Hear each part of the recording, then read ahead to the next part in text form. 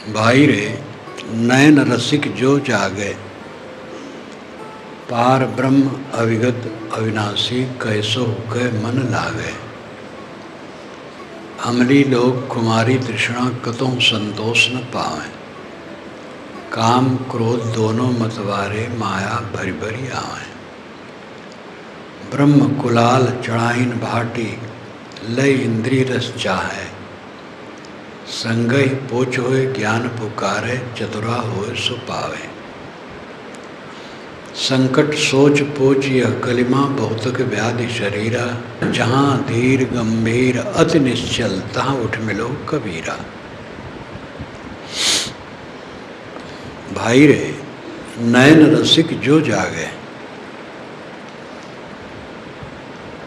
भाई रे गैया एक बिरंज देव है, गैया भार भार वो भारी।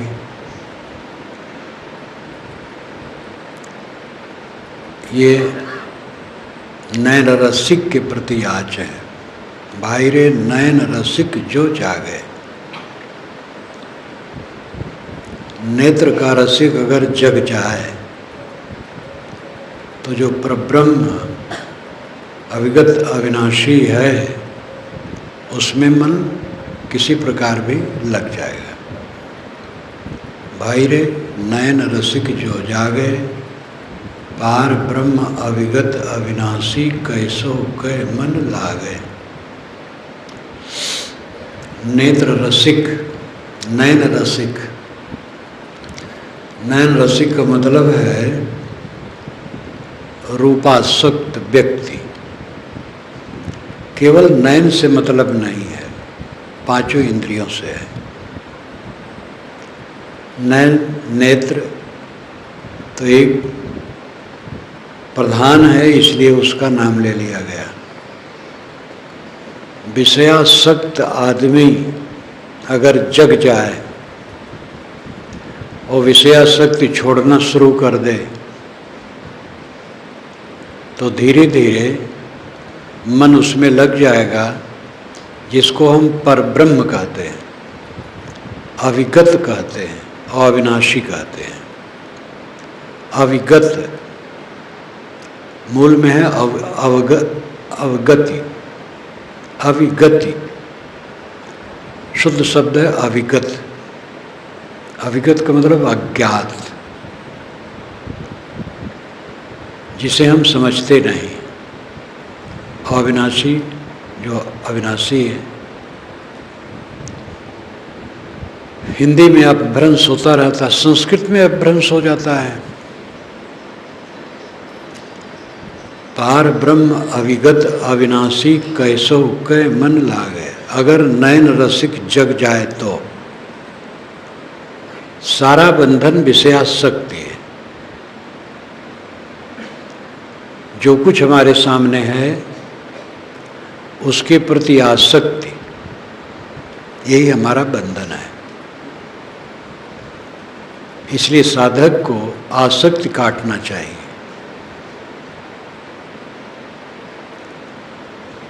विश्व सृगभ्यस्तु भूतभ्यो महाभूतास्तु सर्वशः, भूतभ्यश्चा पंचभ्यो मुक्ति गच्छेत पराम गतिम। ये महाभारत में आता है। विश्व सृगभ्यस्तु भूतभ्यो, विश्व का सृजन भूतों से होता है, जड़ तत्वों से। और इन भूतों से मुक्त हो जाना ही परम गति है। एकदम पारक सिद्धांत के अनुसार कथन। प्रकृति से हम बंधे हैं, प्रकृति का मोह छूट जाना मोक्ष है। अध्ययन के दो ही विषय हैं, स्व और पर।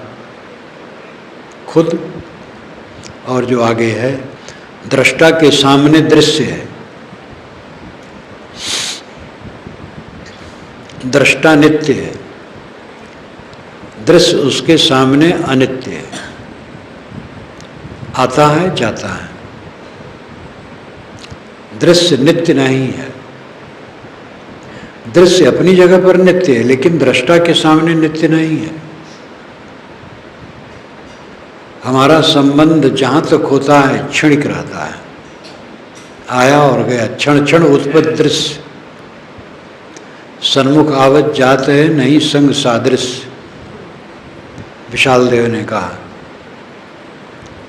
दृश्य आते हैं जाते हैं, न तो ये दृष्टा के संग है न सदृश्य। दृष्टा चेतन है, दृश्य जड़ है। दृश्य आते हैं और जाते हैं, दृष्टा स्थिर है। देखने वाला सब समय है और दिखने वाली चीजें आती हैं जाती हैं। दिखने वाली चीजों में ममता, मोह, यही हमारे दुख का कारण है। इसी को काट देना मोक्ष है। चित्तवृत्ति देखे सुने भोगे का स्मरण करती है और उसी में समय बर्बाद हो जाता है, अंतःकरण खराब हो जाता है और सब प्रकार का आकाज होता है। यही प्रमाद है। देखे सुने भोगे का स्मरण करते रहना प्रमाद है। अपने मन को स्वरूप भाव में रखना चाहिए। प्रमाद छोड़ देने वाला ही मुक्त है। प्रमाद, भूल, विषयों की तरफ स्मरण, देखे सुने भोगे को मन में उठाते धरते रहना, वही सोचते रहना। किसी ने कुछ कह दिया है उसी को सोच रहे हैं, कहीं कुछ उचित अनुचित हो गया उसी को सोच रहे हैं, उसी में समय बर्बाद कर रहे हैं। समय की बर्बादी अलग, मन की बर्बादी, और अपना काम नहीं हो रहा है। इसलिए सारे संस्कारों को धत्त बुला दो, सारे संस्कारों को, सारी स्मृतियों को छोड़ दो, स्वरूप भाव में रहो, आत्म भाव में रहो। देहातीत शुद्ध चेतन में हूँ, इस भाव में रहने का अभ्यास करो। मन जब स्वरूप विचार और सकारात्मक चिंतन में रहेगा तो विकार आएंगे ही नहीं, बंधन बनेगा ही नहीं, और हर समय वो मुक्त है। भाई रे नयन रसिक जो जागे, पार ब्रह्म अविगत अविनाशी, कैसो के मन लागे। कैसो के मतलब किसी प्रकार साधना करते करते धीरे धीरे एक लागे कोई कृतार्थ नहीं होता है। बड़े बड़े सेठ दुनिया के मेहनत करते करते दीर्घ काल में उतने संपदाशाली हुए हैं। विद्वान, नेता, पहलवान, वकील, डॉक्टर जो बड़े बड़े हैं, प्रसिद्ध हैं, वो एक लागे सिद्धि नहीं पाए, करते करते पाए। कल्याण मार्ग में भी यही बात है। लगन की कमी ये सबसे बड़ी खराबी है। लगन ठीक से होनी चाहिए। किसी काम में विद्यार्थी को विद्या पढ़ने में लगन होनी चाहिए, किसान को खेती करने में, दुकानदार को दुकान में। ऐसे कोई काम किया जाए तो लगन हो। भोजन बनाने में लगन हो, झाड़ू लगाने में लगन हो, नाली साफ करने में लगन हो। बिना लगन के, बिना अनुराग के कोई काम बढ़िया नहीं होता है। किस बात को लेकर के हम समय बर्बाद करते हैं? कौन सी चीज स्थिर है? क्या हमारे साथ है? कुछ साथ रहने वाला नहीं। बड़ी से बड़ी उपलब्धि अंत में थोथी ठहरती है। जिन जिन बातों को लेकर के लोग तुर्रमखा बनते हैं, गरमाते हैं, वो सारी बातें एकदम बेकार हो जाती हैं।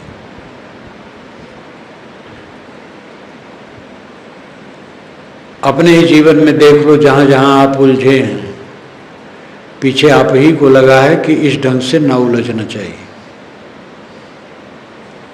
काम धाम में, व्यवहार में, बर्ताव में जहाँ आप उलझे हैं वो हितकर नहीं हुआ है। शांति से, धीरज से, प्रेम से, मीठे वचनों से काम करने में अच्छा है। संत लाओ त्से ने लिखा है कि आंधी बहुत जोर से आती है लेकिन वो दिन भर नहीं रहती। बड़े जोर की वर्षा बराबर बनी नहीं रहती है। जबकि इसके करने वाले धरती आकाश हैं, यानी प्रकृति की शक्ति है जो महान है, लेकिन उसका वेग भी थोड़े समय में शांत हो जाता है। तुम किस खेत की मूली हो? एक पानी का बुलबुला शरीर लिए किस घमंड में हो? क्यों उबल रहे हो? शांत रहो, धीर धरो, ठंडई से काम लो। तुम बड़े पवित्र हो और बड़े कर्तव्यनिष्ठ हो, यही तो अहंकार है। हम साफ हैं और पूरे कर्मशील हैं, बहुत बढ़िया। लेकिन दूसरे को जो तुम मानते हो कम साफ है और कम गतिशील है, तो तुम दूसरे को ऐसा बना नहीं सकते हो। उनसे प्रेम से काम लो। उलझोगे तो और बिगड़ेगा। सब एक ढंग के नहीं होते हैं। और ये भी भ्रम होता है हम बड़े पवित्र हैं, दूसरे पवित्र नहीं हैं। हम बड़े गतिशील हैं, दूसरे नहीं हैं, ये भी भ्रम होता है। और अगर हो भी ऐसा तो उलझने से कोई बढ़ जाएगा तो अपना नुकसान होगा, दूसरे को नुकसान होगा। इसलिए धीर धरो, संयत रहो, जो कुछ काम करो सरलता से करो। आदमी उद्वेगित हो करके अपना नुकसान करता है और दूसरों को भी ठेस पहुंचाता है। उद्वेग शून्य बनने का प्रयास करो। प्रयास से ही सब होता है। उद्वेग हानि है। उद्वेग से बंधन पुष्ट होता है। भाई रे नयन रसिक जो जागे, अगर नयन रसिक जग जाए। नयन रसिक का अभिप्राय है इंद्रियों की गुलामी से जो ऊपर उठ जाए, वो परब्रह्म में लीन हो जाएगा। परब्रह्म शब्द बुरा नहीं है।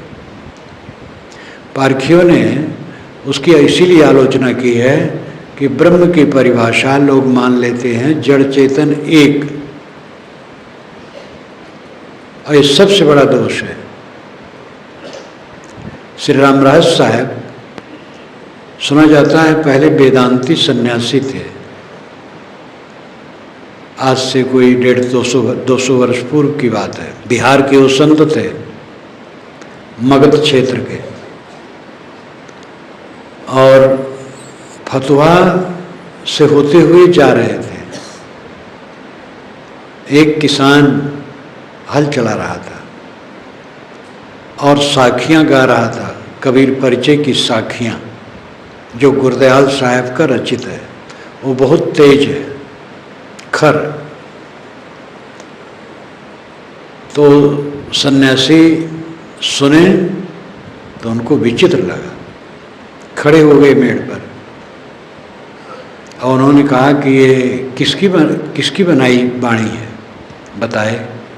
कि वो हैं? कहे हाँ। कि कहाँ है? के सामने जो बड़ा मठ दिखाई देता है, फतुहा का बड़ा मठ है। तो गए वहाँ, गुरदयाल साहब मौजूद थे, बातचीत हुई। फिर रामराज साहब झोली वहीं रख दिए और फिर सत्संग चलने लगा। फिर रामराज साहब गुरदयाल साहब के शिष्य हो गए और समर्पित हो गए। गया में उनके लिए राजा ने एक आश्रम बनवा दिया। राजा के मंत्री रामराज साहब के पिता थे और राजा यही चाहता था कि ये भी विवाह करें और इनको आगे हम मंत्री बना, लेकिन रामराज साहब ने नहीं स्वीकारा, वो विरक्त रहे, पारखी हो गए और गया में रहने लगे। गया का मठ वो आज भी है और फतवा का भी है।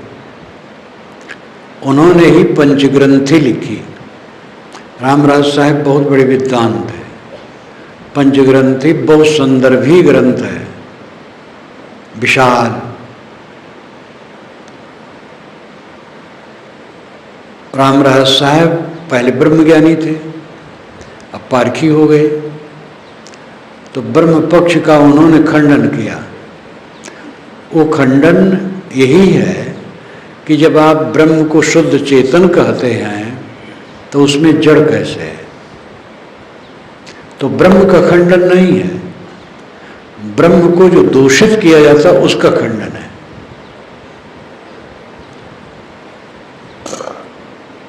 कबीर देव ने स्वयं ललकारा, बूझ लीजिए ब्रह्मज्ञानी,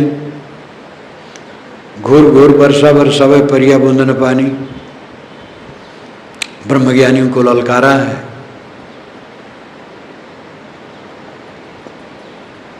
किंतु यहाँ वो कहते हैं पार ब्रह्म अविगत अविनाशी कैसो के मन लागे। तो पर ब्रह्म से घृणा नहीं है, पर का मतलब है उच्चतम, ब्रह्म का मतलब श्रेष्ठ। ये आत्मा पर ब्रह्म है, आपकी सत्ता पर ब्रह्म है। इसकी व्याख्या गलत नहीं होनी चाहिए। आत्मा व्यापक नहीं है। एक वस्तु सर्वत्र व्यापक हो और अखंड हो तो दूसरी वस्तु की गुंजाइश नहीं, सृष्टि नहीं होगी, क्रिया नहीं होगी, गति नहीं होगी। एक ही अखंड वस्तु सर्वत्र हो तो सृष्टि कैसे होगी, गति कैसे होगी, स्फुरण कैसे होगा? इसलिए तो व्यवहार में साफ है कि जीव नाना है, आत्माएं अनेक हैं, उनसे पृथक जड़ तत्व है और वो भी अनेक हैं। एक जड़ तत्व में असंख्य कण हैं, उनमें निरंतर गति है और उसी से सृष्टि है। चेतन वासनावश भटकते हैं, वासना त्याग करके शांति मिलती है। ये सब एकदम सीधी सीधी सी बात है। तो जड़ चेतन मिला करके जो ब्रह्म की कल्पना करते हैं उसका खंडन है। तो इसमें ब्रह्म का खंडन नहीं हुआ, दिशा का खंडन हुआ।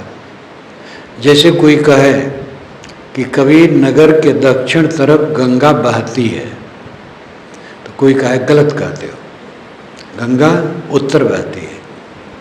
तो गंगा का खंडन नहीं है, दिशा का खंडन है। ऐसे ब्रह्म का खंडन नहीं है, ब्रह्म की गलत परिभाषा का खंडन है। राम का खंडन नहीं है, राम की गलत कल्पना का खंडन है। तो साहब कहते हैं जो परब्रह्म है वो आप ही है, उच्चतम सत्ता आप ही है। सत्य क्या है? एक प्रश्न है। उत्तर है पूछने वाला परम सत्य है। पूछने वाले के समान कौन सत्य हो सकता है? आप पूछ रहे हैं, आपके समान और सत्य क्या होगा? आप परम सत्य हैं। अपनी सत्यता को समझें और उसको संभालें। बाहर की चीज कितनी सत्य हो वो आपके साथ नहीं रहेगी। आप परम सत्य हैं, अपने को संभाल लें बस। यही जागृति, यही सावधानी है, प्रमाद का त्याग। जब हम दृश्यों को लेकर के सोचते हैं तो प्रमाद में रहते हैं। देखे सुने भोगे बातों को सोचते हैं, प्रमाद में रहते हैं। कहाँ कोई राग द्वेष की बातें सोचते हैं, प्रमाद में रहते हैं। इस क्षण से पहले जो है सब मर चुका है, उसको सोचना क्या है? अब आगे की कल्पना करने की क्या जरूरत है? अपनी दशा में रहो। ये सावधानी जिसको है उसको शांति मिलती है। और जो बीती बातों को उठाता धरता रहता है दिमाग में और नई नई कल्पनाएं करता रहता है, उस समय बर्बाद करता है, मन बर्बाद करता है और उसका सब घाटे में जाता है। जागरूकता ही साधना है, सावधानी ही साधना है, प्रमाद से मुक्त रहना ही साधना है। भाई रे नयन रसिक जो जागे, पार ब्रह्म अविगत अविनाशी कैसो के मन लागे। अगर नयन रसिक जग जाए, इंद्रियों की लंपटता छोड़ दे,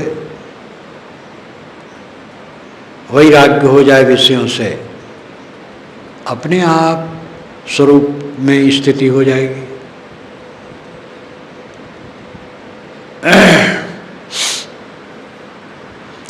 आत्मयोग ह्याप्तनो गुप्ता निर्विद्येत यदाखिलात् अप्रमत्त इदम पश्येत ग्रस्तम काला हिना जगत। ये श्रीमद् भागवत में आता है। आत्मयोग ह्याप्तनो गोप्ता, आत्मा ही आत्मा का गोप्ता हो जाता है। गोप्ता कहते हैं रक्षक को। गाय से गोप्ता शब्द बना है, गाय से गोत्र शब्द बना है। गाय पूर्वजों का परम धन रहा है। गाय से बहुत शब्दों की उत्पत्ति हुई है। आत्मयोग ह्याप्तनो गोप्ता, आत्मा ही आत्मा का रक्षक है। कब? निर्विद्येत यदा खिलात, यत अखिलात निर्विद्येत, जब सब के लिए निर्वेद हो जाता है। ग्लानि, वैराग्य, कुछ नहीं है, शरीर ही रहने वाली चीज नहीं है, क्या रहेगा? क्या हर्ष रहेगा, क्या शोक रहेगा, क्या हानि रहेगी, क्या लाभ रहेगा? शरीर ही रहने वाला नहीं है।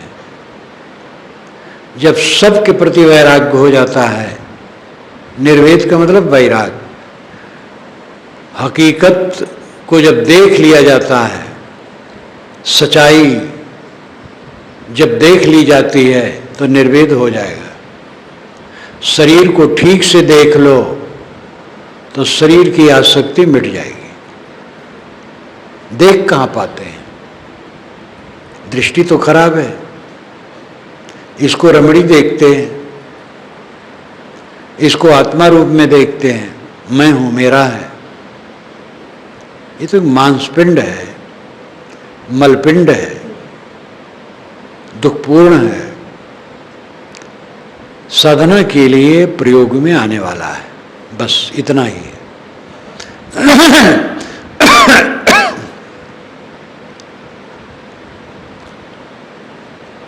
आत्मा ही आत्मा का रक्षक है। जब सब के लिए ग्लानि हो जाए, सब लगे बेकार है, कुछ रहने वाला नहीं, अप्रमत्त इदम पश्येत, प्रमाद छोड़ करके यह देखो, ग्रस्तम काला हिना जगत, काल अहिना जगत ग्रस्तम, काल रूपी सांप जगत को पकड़ रखा है, सब कुछ को निगल रहा है। ये देखो, अपने आप अपने आत्मा के रक्षक बन जाओगे। ज्ञान का व्यवहारिक स्वरूप वैराग्य है।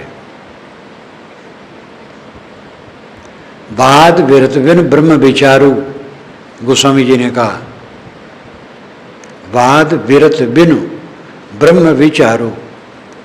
विरत बिनु ब्रह्म विचार, वाद व्यर्थ है। वैराग के बिना आत्मज्ञान व्यर्थ है।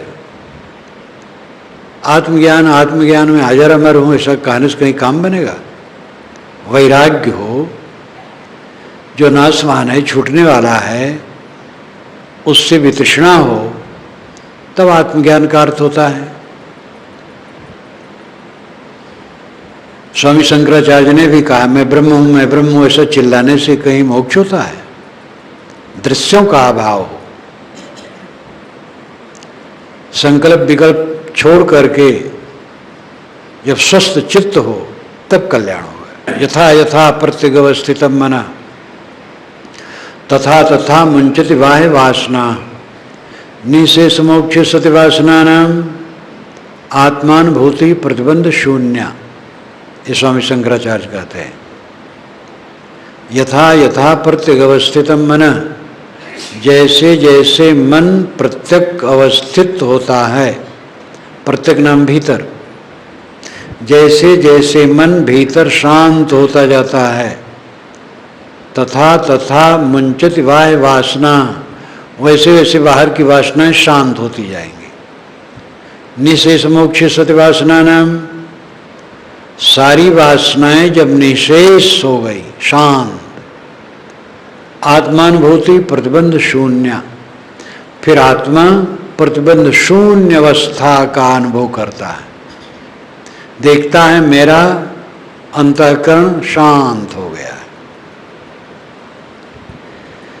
ये नजरो नजर की बात है, अनुभव की बात है।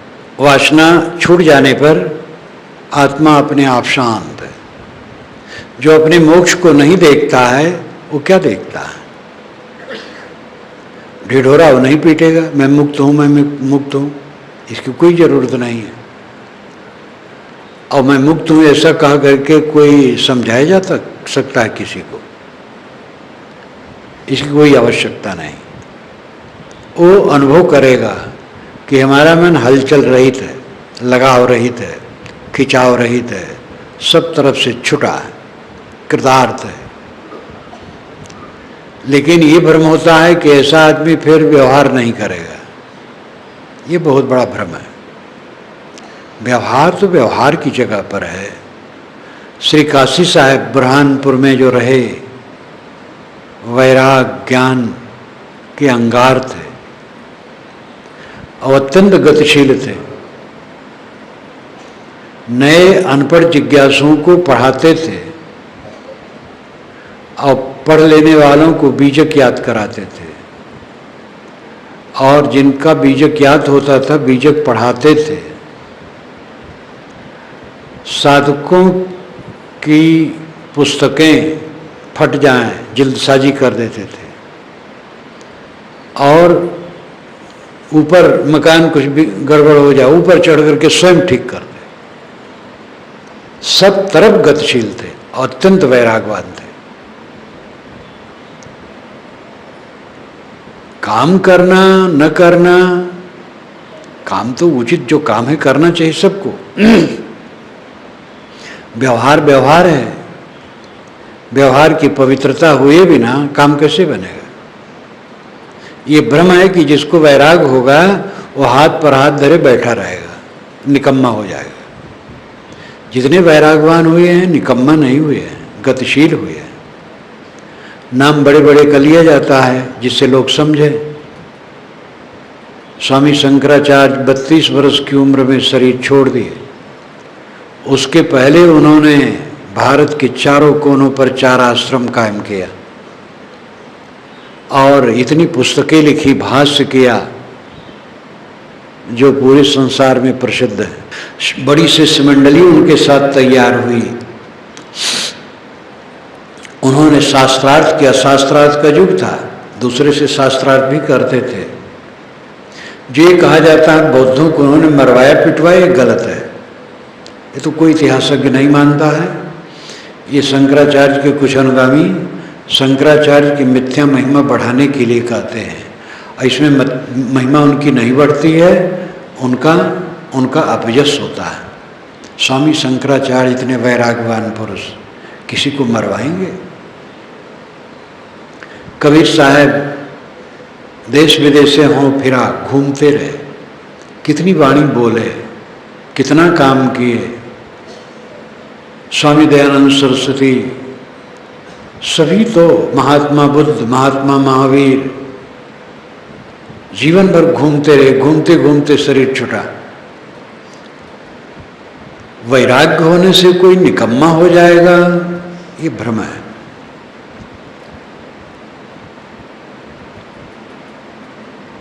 बंधन विषयासक्ति है, विषयासक्ति को तोड़ो।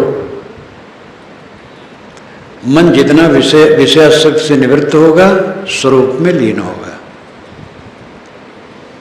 भाई रे नयन रसिक जो जागे, पार ब्रह्म अवगत अविनाशी, कैसो कै मन लागे। अमरी लोग खुमारी तृष्णा कतों संतोष न पावें, काम क्रोध दोनों मतवारे माया भर भर लावें। अमली अमल, संस्कृत भाषा के अनुसार अमल का अर्थ होता है स्वच्छ पवित्र। अरबी के अनुसार अमल का होता है काम कर्तव्य क्रिया, और अमल कब्जा अमल दखल भी होता है। हिंदी के अनुसार अमल का अर्थ होता है आदत। यहाँ तक कि एक ही भाषा के अनुसार एक शब्द का कई अर्थ होता है। यहाँ हिंदी के अनुसार है, अमली लोग खुमारी तृष्णा कतों संतोष न पावें। जो अमली लोग हैं, आदती हैं, उनको तृष्णा की खुमारी चढ़ी रहती, नशा चढ़ा रहता है और कभी उनको संतोष नहीं मिलता है। बीड़ी पीने वालों को बीड़ी में कब तक संतोष होगा? गांजा पीने वालों को गांजा में कब संतोष होगा? काम भोग में लगने वालों को कभी संतोष नहीं होगा। उसी में शरीर छीन कर देंगे, मन छीन कर देंगे और सब नुकसान कर देंगे, कभी तृप्ति नहीं होगी। राजा जजात की कहानी ही इस पर बहुत प्रसिद्ध है, जो अपने पुत्रों को बूढ़े हो गए तो अपने पुत्रों से कहे मुझे जवानी दे दो, अभी मेरी तृष्णा शांत नहीं हुई है। तो किसी ने नहीं दी, छोटे बच्चे ने दी। तो उनकी जवानी लेकर के फिर भोगते रहे, अब अपना बुढ़ापा बच्चे को दे दिए। बहुत दिन के बाद उनको बड़ी ग्लानि हुई और फिर उन्होंने जवानी लौटा दी, अपना बुढ़ापा ले लिया और साधना में लग गए। जवानी बुढ़ापा बदली नहीं जा सकती है, लेकिन समय को खींचने के लिए अगर ये रूपक न दें तो लंबे समय तक भोग कैसे संभव होगा? जवानी थोड़े दिन रहती है। अपनी जवानी में भोगा और फिर पुत्र की जवानी लेकर के भोगा। तो जवानी को लंबी करने के लिए ये कल्पना गढ़ी गई है। सीधी बात है कि भोगों से किसी की तृप्ति नहीं होती है। वो भोग चाहे काम भोग हो, चाहे प्रतिष्ठा भोग हो। प्रतिष्ठा बहुतों द्वारा पूजा सत्कार, क्या धरा है इसमें? कुछ नहीं रखा है। इसको लेकर के भी बड़ा बड़ा पाप होता है गुरुओं में। गुरुवाई के लिए, महंती के लिए, गद्दी के लिए चालबाजियाँ, लड़ाई झगड़ा, और जहाँ बहुत नीचे स्तर के उतर जाते हैं हत्याएं तक होती हैं। जो कुछ सामने है उनमें अनुराग करना भोग है, चाहे वो काम भोग हो, चाहे रस भोग हो, चाहे प्रतिष्ठा भोग हो। ये सब दुखदाई है। तो अमली लोग खुमारी तृष्णा कतों संतोष न पावें। आदती, विषयों की आदती, उनको तृष्णा की खुमारी सदैव चढ़ी रहती है और कभी उनको संतोष नहीं मिलता है। काम क्रोध दोनों मतवारे, काम क्रोध दोनों मतवाले हैं। ये माया भर भर करके आते हैं। माया का मतलब भ्रम। जब आदमी काम भावना में होगा तो भ्रम में होगा। काम भावना जब चित्त में उदय होगी तो सुख का भ्रम होगा। उसको समझा नहीं तो उसमें पड़ेगा, पढ़ने के बाद पछताएगा। क्रोध जब आता है तो मारने काटने और गाली देने में आनंद लगता है। अब ऐसी घटना घटी है कि क्रोधी आदमी किसी को मारने चला है, उसका प्रिय आदमी ही रोका है तो उसी को उसने मार दिया है, होश में ही नहीं रह गया। तो क्रोध जब आता है तो कट बोलने में उसको लगता बड़ाई और मारने में, पीटने, जितना क्रोध लंबा हो, हल्का क्रोध है तो कटु कहेगा, और हल्का क्रोध है तो चेहरा विकृत हो जाएगा, अंदर कंपित हो जाएगा, और क्रोध और बढ़ गया तो मुख से कट निकलेगा, और क्रोध बढ़ गया तो गाली गुप्ता निकलेगा, और क्रोध बढ़ गया तो हाथ पैर चलेगा, और क्रोध बढ़ गया तो अस्त्र शस्त्र लेकर के चलेगा। क्रोध की मात्रा जितनी बढ़ेगी उतना व्यतिक्रम जीवन में होगा। ऐसे कोई विकार उदय होते हैं, विकार की मात्रा जितनी ऊंची होती है अपने मन वाणी इंद्रियों में उतनी हरकत होती है, और ये एक अंधकार है, महाअंधकार है, और घटना के पीछे केवल दुर्गति है। महाभारत इतना बड़ा कांड हुआ, सब गरमाए गरमाए, और अंत में महाभारतकार ने सब कच्चा चिट्ठा रख दिया है। जब चले हैं स्वर्ग, स्वर्ग का मतलब वो मरने समय, जो नरक का दर्शन हुआ है, भीम पड़े हैं, कौन पड़े हैं, सब नरक में पड़े। युधिष्ठिर को भी नरक देखना पड़ा है क्योंकि उन्होंने भी गलती की है, और सब की दुर्दशा करके लेखक ने रख दिया है। और लेखक ने क्यों ऐसा चित्रित किया है? क्योंकि सब गलत किए हैं। जोश में तो रहा हम बहुत कुछ पा जाएंगे, और कुछ फायदा नहीं हुआ है। यहां तक वन में जब पांडवों का 12 वर्ष का वनवास और 1 वर्ष का अज्ञातवास हुआ है, तो उसमें वनवास काल चल रहा था। वनवास एक पर्व ही है बड़ा, तो वनवास में तीर्थ करवाया गया है युधिष्ठिर से, पांडवों से, क्योंकि अब वनवास है तो 12 वर्ष बिताना है तो कुछ काम तो देना चाहिए। तो वास्तव में लेखकों ने खूब लिखा है, जितना लिखा है तीर्थ उतना बेचारे वो जाएंगे क्या। लेकिन भारत के चारों कोनों के तीर्थ का वर्णन है, तब तीर्थों की प्रतिष्ठा हो गई थी, और ये ज़्यादा गुप्त काल में हुआ है, आज से 1500 वर्ष। महाभारत में कितने अंश गुप्त काल में लिखे गए हैं। तो वन पर्व में ज्ञान की बातें भी आई हैं, बहुत अच्छी अच्छी बातें आई हैं। लोग मिलने आते हैं, ऋषि महर्षि कृष्ण बीच में आते हैं, वेदव्यास आते हैं।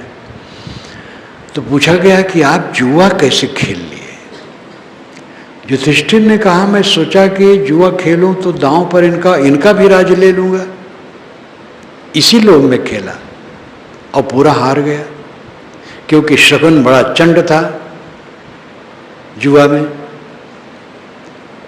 तो अब युधिष्ठिर जैसे अच्छे आदमी जुआ इसलिए खेले कि हमारा राज तो अपना है ही है, दुर्योधन वाला भी ले लूंगा। गलती कितनी है, लेकिन परिणाम क्या हुआ? अच्छा आदमी भी जिस समय भ्रम में पड़ेगा उस समय अच्छा नहीं रह जाएगा। इसलिए अपनी अच्छाई एक रस बनाए रखने के लिए साधना की एक रसता की आवश्यकता है। अमली लोग खुमारी तृष्णा कतम संतोष न पावे। किसी प्रकार की गंदी आदत न रखो, उसमें संतोष होने वाला नहीं है। काम क्रोध दोनों मतवारे माया भर भर आवे। ब्रह्म कुलाल चाहन बाटे लय इंद्रिय रस चाहें। ब्रह्म रजोगुण कुलाल है और विषय वासना की भट्ठी चढ़ाता है। लय इंद्रिय रस चाहें। लोग इंद्रिय रस चाहते हैं। संगहि पोच होए ज्ञान पुकारे, चतुरा होए सो पावे। ऐसे लोग मन में तो रखे रहते हैं बुराई, लेकिन ज्ञान की बात कहते हैं हम बड़े पवित्र हैं, और कहते हैं वो चतुर होगा जो भोग मोक्ष दोनों साथ साथ पाएगा। ये निर्लिप्त बात बिल्कुल गलत है। भोग मोक्ष का रास्ता बिल्कुल विपरीत है। पूरब और पश्चिम जैसे जाओ वैसे भोग मोक्ष का रास्ता है। प्रश्न होता है तो गृहस्थों क्या होगा? गृहस्थों को भी भोग छोड़ने की जरूरत है। भोग किस लिए? मुख्य काम भोग। गृहस्थ के लिए एक संतान पैदा करने के लिए इसमें उतरना चाहिए बस। आज के ज़माने में तो दो भी नहीं, एक काफ़ी है। संतान की भावना छोड़ करके इसमें उतरना अपने को निचोड़ना भर है और वासना बढ़ाना है, दुख भोगना और कुछ नहीं है, निरर्थक क्रिया है। इसी प्रकार कोई भोग है सबको छोड़ना पड़ेगा। गृहस्थ के लिए माफी नहीं है। गृहस्थ विरक्त कल्याण के पथिक हैं सब, दोनों के लिए एक ही रास्ता है। जितना जितना भोग छोड़ेंगे, जितनी जितनी वासना छोड़ेंगे, जितनी जितनी आसक्ति छोड़ेंगे, उतनी उतनी शांति मिलेगी। गणित की तरह है। ये नहीं कि गृहस्थ लोग ऐसा करते रहे तो भी काम पूरा हो जाएगा। गृहस्थ विरक्त सब मनुष्य हैं और मनुष्य मात्र की प्रकृति एक है। मनुष्य मात्र का बंधन है और मनुष्य मात्र का बंधन कटेगा काटने से। तो गृहस्थ विरक्त में फर्क नहीं है, दोनों मनुष्य हैं। जैसे सड़क पर लोग चलते हैं, कोई आगे चलता है, कोई पीछे चलता है, लेकिन सब समान स्तर सड़क पर चल रहे हैं। संत आगे चलते हैं, गृहस्थ पीछे चलते हैं, इतना कह सकते हो। लेकिन सड़क का लेवल तो एक है, चलना सबको ऐसे है। दिल्ली पहुंचना है, विरक्त को भी चल के पहुंचना है, गृहस्थ को भी चल के पहुंचना है। इसलिए गृहस्थों के लिए कोई माफी नहीं है, कोई शॉर्टकट रास्ता नहीं। जिसे कल्याण प्रिय है, शांति प्रिय है, सबको भोगों का त्याग करना है। भोगों के त्याग से व्यवहार थोड़ा नुकसान होता है, व्यवहार तो और बनता है। भोगी आदमी की गृहस्थी भी चौपट हो जाती है। जो रजवाड़ी विलासी हुए हैं, अंत में वो किसी राजा के बस में हुए हैं। तो विलासी जीवन बनाना तो दुख का घर है। विषय त्याग ही कल्याण का रास्ता है। ब्रह्म कुलाल चाहन भाटी लय इंद्रिय रस्चा है, संगय पोच हो ज्ञान पुकारे, चतुरा हो सो पावे। संकट सोच पोच यह कलिमा बहुतक व्याधि शरीरा, जहां धीर गंभीर अति निश्चलता उठ मिलो कबीरा। साहब कहते दुनिया में संकट है, सोच है, पोच है और शरीर में बहुत सी व्याधियां। एक न एक संकट जीवन में मनुष्य के आते ही रहते हैं। संकट, कठिन स्थिति, सोच, चिंता, पोच, बुराइयां। संकट, सोच, पोच यह कलिमा बहुतक व्याधि शरीरा। शरीर में अनेक प्रकार की व्याधि उत्पन्न होने की संभावना होती है। इन सब व्यवस्थाओं को देखते हुए साधक को चाहिए कल्याण का काम करे। जहाँ धीर गंभीर अति निश्चलता उठ मिलो कबीरा। साहब कहते हैं साधक, जहाँ धीर गंभीर और अत्यंत निश्चल है वहाँ उठ करके मिलो। एक आधार चाहिए। अगर आप वकालत ठीक से सीखना चाहते हैं तो किसी माहिर वकील का साथ करना होगा। डॉक्टरी करना चाहते तो ऐसे ही बड़े डॉक्टर, किसान, दुकानदार, राजनेता, सब जगह एक आदर्श की आवश्यकता है। कल्याण के मार्ग में हमारा आदर्श होगा जो धीर गंभीर अति निश्चल हो। धीर का मतलब है घबराने न वाला, न घबराने वाला। कैसी भी स्थिति हो कभी न घबराए, वो धीर है। संस्कृत साहित्य में तो ज्ञानियों के लिए धीर शब्द बहुतायत आता है। अष्टावक्र गीता में तो धीर शब्द बारंबार आता है। साहिब की वाणी में धीर है, धीर, धैर्य। जहाँ का लक्षण बताया गया वहाँ भी धृति क्षमा दमोस्तेयम, तो धृत पहले कहा गया। धैर्य होना ज्ञानी का लक्षण है, उबल जाना अज्ञानी का लक्षण है। कोई भी हो, गृहस्थ हो, विरक्त हो, स्त्री हो, पुरुष हो, धीर होना चाहिए, घबराना नहीं चाहिए, उबलना नहीं चाहिए। जहां धीर, गंभीर, हृद, संस्कृत में आता हृद, गहरा सरोवर, गहरे सरोवर की तरह हो जाओ, उबलो ना। जहां धीर, गंभीर, अति निश्चल, अत्यंत निश्चल,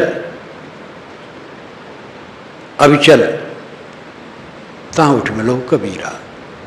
ऐ लोगों, उठ करके इसी जगह मिलो।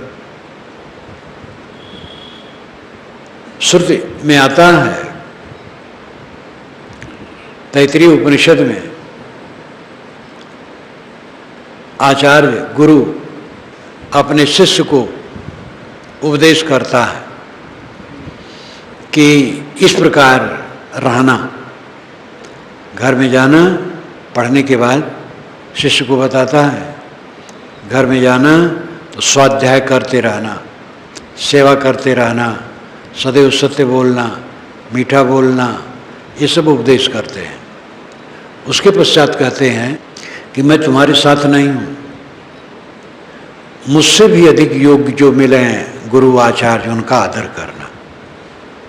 मेरे समान मिले उनका भी आदर करना। और जिनको देखना कि चरित्र ठीक है, आचरण पवित्र है और अलूक्षा, रूखे नहीं है, स्निग्ध है, कोमल है, विनम्र है, उनसे तुम निर्देश लेना। यहां अलूक्षा शब्द आया है। अलूक्षा, अरूक्षा, जो रूखे न हो, कड़वे न हो, विनम्र हो, कोमल हो। कोमलता, विनम्रता सद्गुण का मुरब्बा है, सार है। संत लाहौद जी ने तो कई बार ऐसा कहा है, क्या तुम बालक की तरह सरल हो सकते हो? ज्ञानी का लक्षण है बालक की तरह सरल हो जाए। अगर वकड़बाज है, अहंकारी है, ज्ञानी कहाँ है? खाली वक्तव्य से ज्ञान होता है। तो कल्याणार्थी मात्र का आधार है धीर, गंभीर, अति निश्चल पुरुष,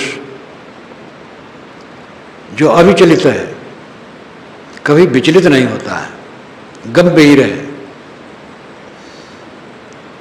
और शांत आत्मा है। ऐसी की शरण लो, वहां से तुम्हें प्रकाश मिलेगा। हजरत मोहम्मद ने भी हदीस में कहा है, जो कम बोलता हो और दुनिया से उदास रहता हो, उसके पास बैठोगे तो तुम्हें नसीहत मिलेगी, उपदेश मिलेगा। वक्तव्य की जरूरत है, लेकिन वक्तव्य से अधिक रहने की जरूरत है। किसी की रहनी से हम प्रभावित होते हैं। अगर वो वक्तव्य न करे तो हम पूरा भेद नहीं जान पाएंगे। कोई जीवन मुक्त पुरुष है, शांत आत्मा, देख करके हमें शांत मिलेगी, सहज शांत मिलेगी, बोध नहीं मिलेगा।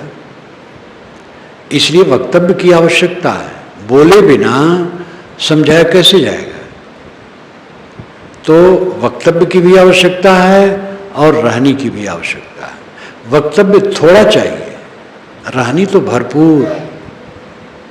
थोड़े में बात बता दी जा सकती है और समझ ली जा सकती है, आचरण करने ही में समय लगता है। जीवन का फल है उद्वेग शून्य अवस्था की प्राप्ति। काम उद्वेग, क्रोध उद्वेग, लोभ उद्वेग, मोह उद्वेग, ईर्षा उद्वेग, हर्ष उद्वेग शोक, उद्वेग। मनोविज्ञान के अनुसार जितनी वृत्तियां हैं सबको विकार कहा जाता है। प्रेम भी एक विकार है, घृणा भी विकार है, प्रेम भी विकार है। चित्त की हलचल विकार है। चित्त बिल्कुल निर्विकार हो, संतुलित हो। अधिक प्रेम स्नायिक कमजोरी है, नाड़ियों की दुर्बलता, अधिक भावुक हो जाना प्रेम में। एक नवयुवक अपने मित्र को प्रेम के चक्कर में अपनी जमीन रजिस्ट्री करने लगा। ये मेरे सामने की घटना है। और करीब करीब 35 वर्ष हो गए। और मैं रोका, डांटा, नहीं साहब, हमारे मित्र हैं। अरे हम गए तो भीख मांगेगा? जिसके लिए वो करता था उसके सामने मैंने डांटा। 2-3 बार में उसने बहुत जमीन रजिस्ट्री कर दी। थोड़ी उम्र थी और भावुक। अब थोड़ी उम्र और बढ़ी और जिसको किया वो कब्जा कर लिया। वो बहुत तकलीफ में। अब मुकदमा शुरू हो गया। फिर एक बार वो यहाँ आया, प्रीतम नगर में जब रहता था, जिसने रजिस्ट्री की थी, तो लेटा था नीचे। मैंने देखा, पहचाना। उम्र तो काफ़ी बदल गई थी। मुकदमा लड़ा, आप सुनता हूँ अभी भी लड़ रहा है। लेकिन एक बार रजिस्ट्री हो जाने पर कटना सहज नहीं है। वो प्रेम के चक्कर में, प्रेम क्या मूर्खता, अपनी रजिस्ट्री कर दी। थोड़ी मुड़ी बची है बस, सब रजिस्ट्री कर दी। और जिसके नाम से रजिस्ट्री हुई वो कब देने वाला है? उसको मैं समझाया, मेरे सामने मुस्कुरा के रह गया। उत्तर नहीं दिया, यही उसकी विशेषता थी। लेकिन देने वाला कौन है? तो उद्वेग शून्य चित्त होना चाहिए। जीवन का यह फल है। भाई रे नयन रसिक जो जागे। अगर नयन रसिक इंद्रियों के विषयों का जो प्रेमी है वह जग जाए और उससे हट जाए तो आत्मा की तरफ उसकी उन्मुखता होगी। एक ही रोग है, विषयासक्ति। मुक्त विषय वैराग है, बंधन विषय स्नेह। यह सदग्रंथन को मतो मन माने सो करे। मुक्ति है विषय वैराग, बंधन है विषयासक्ति। अब जो मन हो सो करो, आपका विचार, जो करो सो भरो। इसलिए सबको, किसी को हरेला नहीं होना चाहिए, कायर नहीं होना चाहिए। सब ये काम कर सकते हैं। धीरे धीरे होगा, करना शुरू करो। घटाओ विषयासक्ति, मोह माया घटाओ, मन के विकार घटाओ और अपने को परिमार्जित करो। हल्का होते होते चित्त हल्का हो जाएगा। वैराग की तरफ बढ़ने से वैराग की शक्ति बढ़ती है। भक्ति की तरफ बढ़ने से भक्ति की शक्ति बढ़ती है। विद्या की तरफ बढ़ने से विद्या की शक्ति बढ़ती है। किसी दिशा में परिश्रम करने से शक्ति बढ़ती है। परिश्रम नहीं करेंगे तो शक्ति नहीं बढ़ेगी। और ये भी अंत में समझ लीजिए, वैराग का मतलब कपड़ा और आश्रम बदलना नहीं है। जिन्होंने कपड़ा बदल लिया और आश्रम बदल लिया वो वहाँ वैराग करें। और जो गृहस्थी कपड़े में और गृहस्थी आश्रम में है वहाँ वैराग करें। स्त्री पुरुष सब वैराग करें। जहाँ जो है एक नवविवाहित दूल्हा दुल्हन के मन में भी वैराग होना चाहिए। अगर वह विषयासक्त होंगे ज़्यादा, थोड़ी देर में उनकी मिट्टी पलीत हो जाएगी। इसलिए उन्हें भी वैराग चाहिए। थोड़ा थोड़ा सही, अपने को डुबावे ना। खाने में बैठो, वैराग चाहिए। राग करोगे, ज़्यादा खा लोगे, पेट खराब हो जाएगा। वैराग चित्त की अनासक्ति अवस्था है। और यह सब के लिए अमृत है। ये कोई कपड़े से संबंध नहीं रखता है। कपड़े का संबंध तो इसलिए है कि कोई एक जिज्ञासु इतना ऊंचा विचार में हो जाते हैं जो त्याग देते हैं, सब परिवार, माता पिता, घर द्वार सब छोड़ देते हैं और छोड़ करके वह वहाँ आ जाते हैं जहाँ निवृत्त परायण लोग रहते हैं। ऐसे लोग तो ये अच्छा है, जिनकी हिम्मत हो ऐसा करे। लेकिन बाकी लोग तो घर में हैं और घर में रहने वाले अगर वो डूबे रहेंगे तो उनको सुख शांति कैसे मिलेगी? इसलिए उनको चाहिए कि वह वहाँ भी साधना में लगे रहें और सब अपनी विषयासक्ति घटावें, तभी उनको शांति मिलेगी।